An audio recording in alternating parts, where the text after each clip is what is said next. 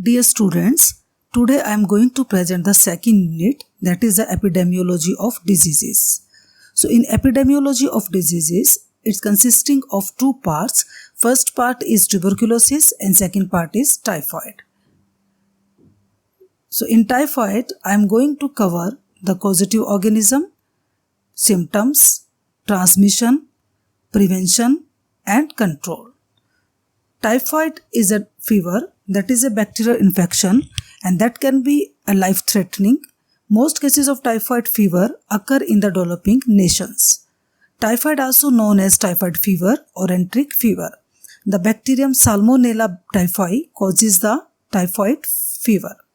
Causative organism is bacterium Salmonella typhi, which is a gram-negative bacterium.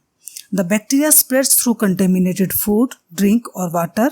People infected with Salmonella typhi carry the bacteria in their intestinal tract and blood.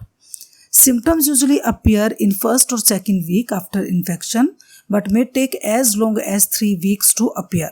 There may be abdominal pain, constipation or diarrhea, liver and spleen enlargement, ulceration. There may be loss of appetite and weakness and difficulty in paying attention. And other symptoms such as headache, fever, rashes on the skin and joint pain.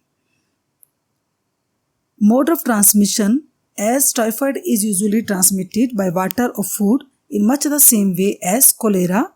So bacterium enters through the mouth, then enters into the intestine and comes out through the fecal matter. It also enters the bloodstream via lymphatic channels and then to other organs such as spleen, liver, gallbladder and bone marrow. People who are infected, they become carrier and they excrete live bacteria in their feces and urine and spread directly from person to person via contaminated hands. So it becomes a fecal oral route transmission. Other complications of typhoid occur when a large number of bacteria gets into other organs such as bloodstream causing the bacteremia.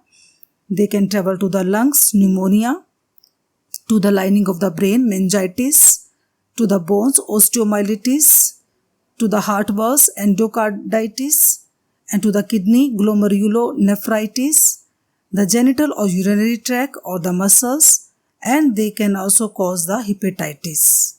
So diagnosis, it is diagnosed by culturing a blood or stool sample, in rare cases by the bone marrow.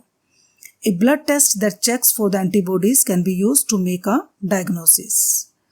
And vital test, which is very important for the diagnosis of the typhoid. Treatment, the primary treatment for typhoid for diarrheal diseases is oral rehydration solution and use of antibiotics.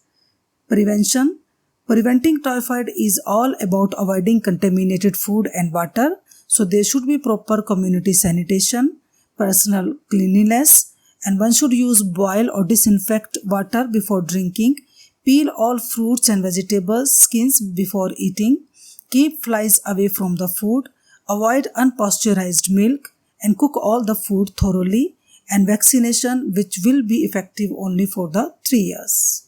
So it is a contagious disease, so maintain proper hygienic conditions and we can take preventive measures to protect ourselves from such contagious diseases. Thanks.